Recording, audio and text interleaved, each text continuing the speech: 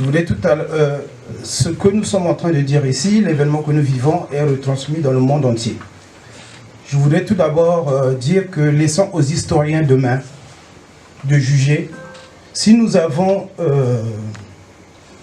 échoué ou si nous avons fait en sorte que cette dictature tombe demain. Donc nous ne nous sentons pas déjà dans l'échec parce que nous avons posé des actes, nous les posons aujourd'hui, nous continuerons à les poser et croyez-moi, ceci fait mal à Sassou Nguesso, ne vous fiez pas aux apparences. La crise continue à nous cisailler. Que personne ne se berce d'illusions. 40 ans après, le Congo sous Sassou Nguesso demeure un océan de misère et de désolation. Jusqu'à quand accepterons-nous l'inacceptable? Combien serons-nous encore d'ici l'an 2025 si ce sanguinaire perdure au pouvoir? Lorsque, en un seul jour, on enregistre plus de 50 morts à la morgue de Brazzaville. Aussi, je voudrais cet après-midi, à l'occasion de ce 57e anniversaire de l'indépendance du Congo, m'adresser à toi mon frère, à toi ma sœur, qui a perdu précocement un être cher dans les hôpitaux mouroirs du Congo. Que la famille reste unie. Ces drames que nous vivons depuis des décennies avec Sassou Nguesso, ce n'est pas une fatalité. Ce n'est pas un envoûtement de l'oncle ni de la tante. Car le plus grand sorcier du Congo a un nom. Sassou Nguesso Denis. C'est lui qui a fait du Congo un véritable désert médical. Avec, dans certains domaines, un seul spécialiste pour plus d'1 million d'habitants. Une honte pour cet homme sans vision et sans ambition, incapable de construire des écoles de santé viables au Congo. Et voilà, comme à l'orée des indépendances, c'est à l'étranger que les Congolais doivent aller se former. Et pourtant, un pays comme Cuba, qui n'a pas de pétrole, mais la différence entre Castro et Sassou, c'est que Castro était un dictateur éclairé, et lui, Sassou, un dictateur enténébré, un franc-sorcier. Je voudrais aussi cet après-midi, à l'occasion de ce 50e anniversaire de l'indépendance du Congo, m'adresser à toi, mon jeune frère, à toi, ma jeune sœur. L'avenir du Congo t'appartient. La première richesse du pays, c'est sa matière grise.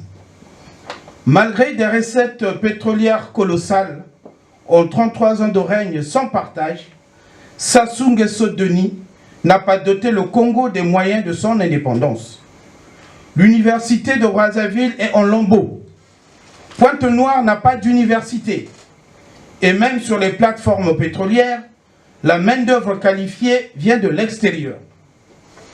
Contrairement au dictateur, au discours du dictateur, qui ne mise que sur le pétrole, le Congo est un pays béni de Dieu. Nous disposons d'énormes atouts en dehors du pétrole que nous exploiterons pour bâtir un nouveau Congo et prospère. Ne vous découragez pas. Exprimez votre ras-le-bol.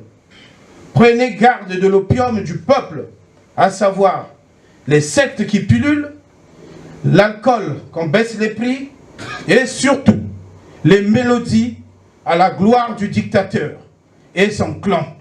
Car les musiciens parmi les plus en vogue sont grassement payés pour que nous nous mettons à chanter et à danser sur les Général Ndengue, les Kiki et autres, ceci dans un seul but, d'adoucir notre indignation.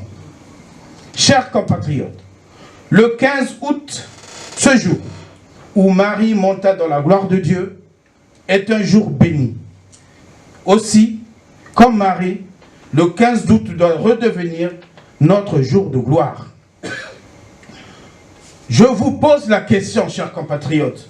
Après 80 années de colonisation, accepterez-vous 80 années de domination de Nguesso? C'est la question que je vous pose, chers compatriotes. Non. Non. Si c'est non, c'est maintenant, car ils sont déjà à mi-parcours de Nguesso.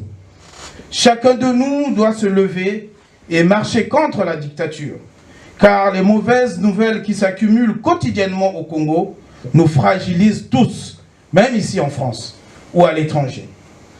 Et nous risquons la mort pour tous d'ici l'an 2025. Congolaises, Congolais, notre combat est difficile parce que Sassou Nguesso est un corrupteur hors norme qui pratique une corruption industrielle avec notre argent.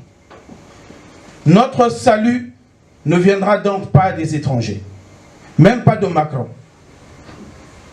Le Congo n'aura pas d'autres mains que les mains des Congolais pour le libérer. Puisque notre ennemi commun, c'est Sassou Nguesso Denis, rangeons nos égos et unissons-nous en ordre de bataille derrière notre général du peuple pour chasser l'usurpateur. Hommage au père de l'indépendance, hommage au président Mokoko et à tous ceux qui sont illégalement incarcérés. Que Dieu protège le pasteur Ntoumi et ses hommes. Vive le Congo éternel. Ingeta, Ingeta, Ingeta.